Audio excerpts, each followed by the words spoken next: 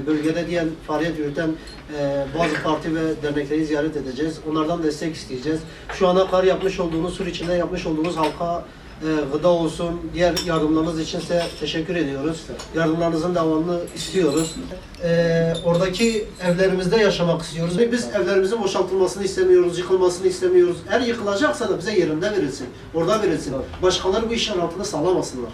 Hüdapar ve 72 STK size bu konuda gerçekten minnet duyuyoruz. Bu konuda yapılan çalışmanızı zaten destekliyoruz ve devamını da diliyoruz. Ben evresine böyle bir el basaydı ilk gün. İki gün basaydı, kapandı, başka şeyler döndü.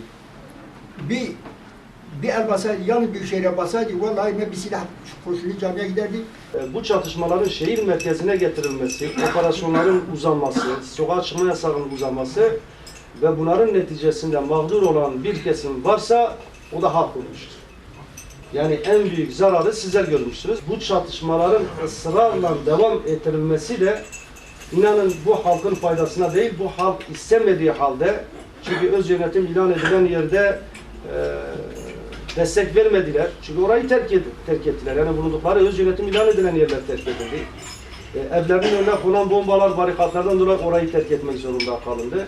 Bu atılan adımların yetersiz olduğunu biz ilk günden beri söyledik. Mesela örnek vermek gerekirse hükümet Sur esnafına 3.000 lira yardım yaptı.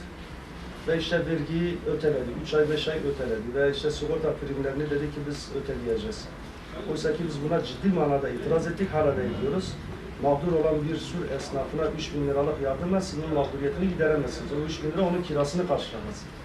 İkincisi, zaten iş yeri kapalı olan, ticaret yapamayan, iş yapamayan geliş gidişlerin olmamasından dolayı o insan zaten sigorta primini de ödeyemeyecek bir durumda, vergi de. Bundan dolayı sigorta primi ve vergi gibi devletin alacağı borçların en az bir yıl, yani bu yıl içerisinde alınmaması, yani silinmesi, sigorta priminin devlet tarafından ödenmesi gerektiğini söyledi.